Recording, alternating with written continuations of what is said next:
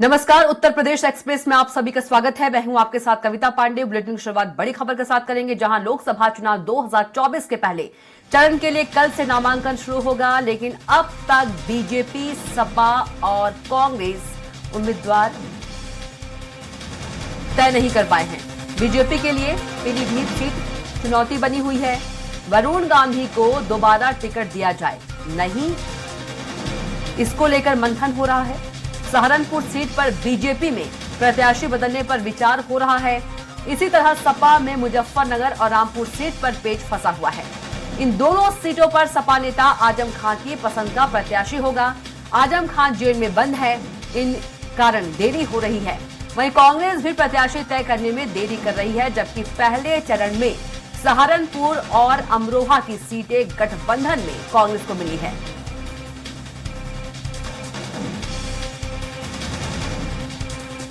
तो बीजेपी के लिए पीलीभीत सीट जो है चुनौती बनी है। सपा में भी मुजफ्फरनगर और रामपुर सीट पर पेच फंसा हुआ है, तो कांग्रेस भी प्रत्याशी तय करने में देरी कर रही है। तो कल से भरे जाएंगे लोकसभा चुनाव के पहले चरण के नामांकन।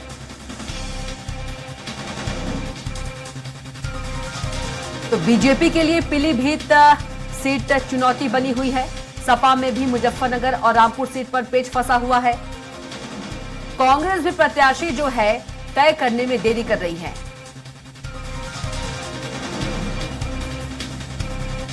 तो बीजेपी के लिए पीलीभीत सीट चुनौती बनी हुई है। तो बीजेपी के लिए पीलीभीत जो सीट है चुनौती बनी हुई है। तो सपा में भी मुजफ्फरनगर और रामपुर सीट पर पेच जो है फंसा हुआ है। और इसी खबर पर ज्यादा जानकारी के साथ हमारे साथ राघवेंद्र त्रिपाठी जी जुड़ गए हैं, उत्तर प्रदेश के संपादक। राघवेंद्र जी, पेस जो है वो फंसा हुआ है कई सीटों को लेकर, चाहे हम कांग्रेस की बात करें, बीजेपी की बात करें, सपा की बात कर ले, और पहले चरण के लिए कल से जो नामांकन है वो शुरू होगा।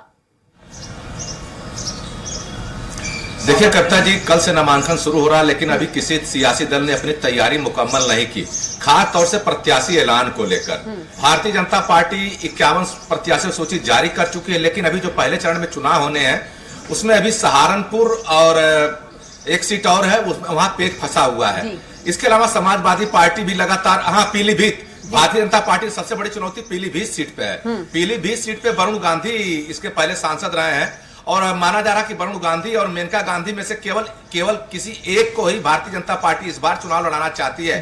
चूंकि मेनका गांधी जी सुल्तानपुर से सांसद है, इस लिहाज से माना जा रहा है सुल्तानपुर से उनको दोबारा टिकट मिल जाएगा। लेकिन वरुण गांधी ने पिछले दिनों जिस तरह के ट्वीट किए हैं, जिस तरह से मोदी के कामकाज पे सवाल उठाए हैं, उसको लेकर नहीं लगता कि भारतीय जनता पार्टी वरुण गांधी के ऊपर विचार कर रही।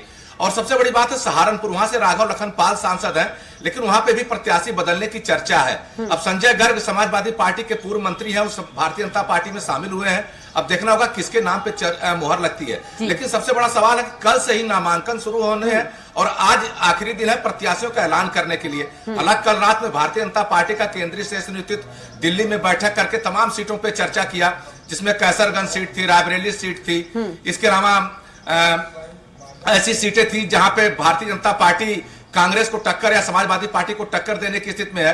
और सबसे बड़ी चुनौती घोसी सीट को लेकर भी है। घोसी सीट में भारतीय जनता पार्टी ने अपने गठबंधन को टिकट तो दे दिया है, लेकिन जिस तरह का माहौल वहां बना हुआ है, जो आंतरिक रिपोर्ट आ रही है, उसको लेकर ओम प्रकाश राजभर भी चिंतित है। यही स्थिति समाजवादी पार्टी के खेमे में भी है। समाजवादी पार्टी मुजफ्फरनगर और रामपुर 2 सीट पर आजम खां के सुझाव पर प्रत्याशी डिक्लेयर करना चाहती है, लेकिन आजम खां जेल में है। कल उन्हें एक बार फिर 7 साल की सजा हुई है।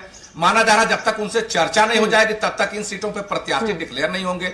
इसी तरह सहारनपुर सीट पहले चरण में चुनाव होने, सहारनपुर में वहां कांग्रेस प्रत्याशी क्लियर नहीं कर पाई है, जबकि इमरान मसूद जिसने एक विवादित बयान दिया था मोदी के खिलाफ, वह कांग्रेस पार्टी में बसपा छोड़कर कांग्रेस में गए हैं। उनको टिकट देने का आश्वासन मिला हुआ था, लेकिन अभी फाइनल नहीं हुआ है। इसी तरह से अमरोहा से दानिश अंसारी जो बसपा के सांसद हैं, उन्होंने कांग्रेस का दामन थामा, लेकिन उनका भी अभी नाम नहीं तय हुआ है, जबकि पहले चरण में चुनाव है। तो कुल मिलाकर चुनाव का ऐलान तो हो चुका, कल से नामांकन भी होने हैं, लेकिन जिस तरह से उहापोह की स्थिति बनी हुई है सभी सियासी दलों में, वो एक चिंता का विषय है। सभी प्रत्याशी उहापोह में है। कैसरगंज सीट पे भारतीय जनता पार्टी को खासी मशक्कत करनी पड़ रही है।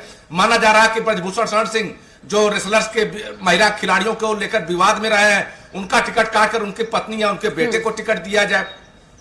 तो चर्चाएं हैं, भारतीय जनता पार्टी समझ नहीं पा रही कि क्या करे, क्योंकि अगर ब्रजभूषण शरण का टिकट काटती है तो हो सकता है कहीं इसका साइड इफेक्ट में पड़ जाए। इसी तरह से शाहजहांपुर में जितिन प्रसाद दावेदार हैं, तो कुल मिलाकर एक सीट है, कई कई दावेदार हैं और भारतीय जनता पार्टी को जाति सामाजिक सभी संतुलन को ध्यान में रखना है। यही स्थिति कांग्रेस की, मात्र 17 सीटों में कांग्रेस को उत्तर प्रदेश में चुनाव लड़ना है, लेकिन अभी तक एक भी सीट नहीं फाइनल कर पाई है। यहां तक कि अमेठी को लेकर भी संशय है, क्या कोई गांधी परिवार से चुनाव लड़ेगा या कोई बाहर का प्रत्याशी आएगा।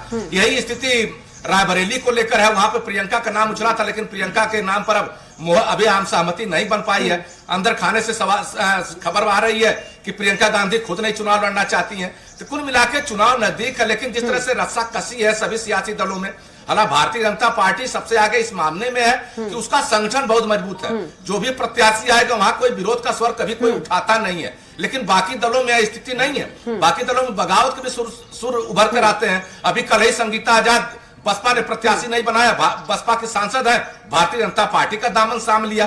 तो अब ऐसे में भारतीय जनता पार्टी तो इतना मुतमईन जरूर है कि अगर हम किसी को टिकट देंगे तो कोई विरोध का स्वर नहीं होगा, लेकिन बाकी दलों में यह स्थिति नहीं है, चाहे समाजवादी पार्टी हो, कांग्रेस हो या बसपा हो। लेकिन सभी दल कहीं न कहीं फूंक फूंक कर कदम रख रहे हैं और प्रत्याशियों के चुनाव में इसी वजह से देरी हो रही है।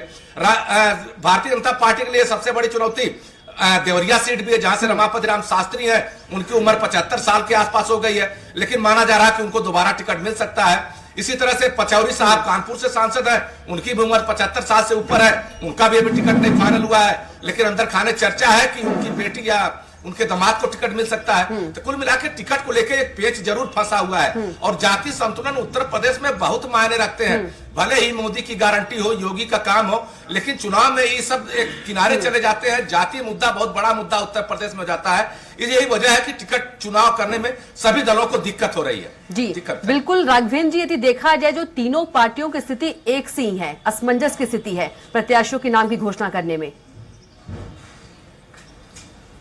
जी बिल्कुल, देखिए 2019 के चुनाव की अगर हम बात करें तो 2019 में भारतीय जनता पार्टी अकेले चुनाव लड़ी थी, समाजवादी पार्टी, बहुजन समाज पार्टी का गठबंधन था, जिसमें से सपा बसपा ने मिलकर 15 सीटें जीत ली थी। लेकिन इस बार भारतीय जनता पार्टी उत्तर प्रदेश में 80 की 80 सीटें चुनाव जीतने का लक्ष्य रखा है। यही नाते थोड़ा सा विलंब हो रहा है। अब मैनपुरी सीट ले लीजिए, मैनपुरी सीट पर मुलायम सिंह की बहू यानी अखिलेश यादव की पत्नी डिंपल यादव सपा प्रत्याशी हैं और यह सीट भी भारतीय जनता पार्टी जीतना चाहती है। इसी नाते इस सीट पर जयवीर जो पर्यटन मंत्री उत्तर प्रदेश सरकार में, उनके नाम पे चर्चा हो रही है और मुलायम सिंह की दूसरी बहू यानी प्रतीक यादव की पत्नी अपर्णा यादव को प्रत्याशी बनाने की चर्चा है। अगर दोनों बहुएं आमने सामने होंगी तो मुकाबला जरूर रोचक हो जाएगा। और सबसे बड़ा सवाल भारतीय जनता पार्टी के सामने यही है कि जो सबसे बड़ा वोट बैंक मैनपुरी का है यादव, क्या वह अपर्णा यादव के साथ जाएगा या नहीं जाएगा।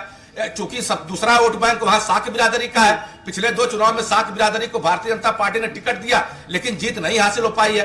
तो ऐसा मुद्दे हैं, इन मुद्दों को लेकर गहन चर्चा चल रही है और यही वजह है कि टिकट में विलंब हो रहा है। और सबसे बड़ी बात है, एक सीट पर कई कई दावेदार है, सत्ता पक्ष में भी और विपक्ष में भी। सबसे स्थिति खराब कांग्रेस की है। कांग्रेस ने 17 सीटें ले ली हैं, जो 17 सीटें हार्ड सीटें हैं जो जीती जा सकती हैं, जहां पे कांग्रेस का गढ़ रहा है। सहारनपुर जमाने में कांग्रेस का गढ़ रहा है, प्रयागराज में एक जमाने में कांग्रेस का गढ़ रहा है, अमेठी रायबरेली की आप बात करें तो उनका गढ़ गांधी परिवार की सीटें रही हैं। इसी तरह से फूलपुर एक सीट हुआ करती थी प्रयागराज के बगल की, वो भी गांधी परिवार की सीट रही है। अमरोहा मुस्लिम बाहुल सीट है, वहां पे भी कांग्रेस तार ठोकना चाह रही है, लेकिन प्रत्याशी तय करने में दिक्कत हो रही है। चूंकि 17 सीटों पे सभी को समायोजित करना है और विरोध के स्वर अगर मुखरित होते हैं तो कहीं कहीं कांग्रेस को बैकफुट पे आना पड़ेगा। तो यही सब मुद्दे हैं, यही सब सवाल, ऐसे नाते सभी दलों को कहीं कहीं माथापच्ची करनी पड़ रही है। हाँ, इतना जरूर है कि भारतीय जनता पार्टी ने अपनी सूची फाइनल कर ली है, आज शाम तक या कल सुबह तक उस सूची को जारी कर सकती है। वहीं कांग्रेस की भी आज केंद्रीय चुनाव समिति की बैठक है,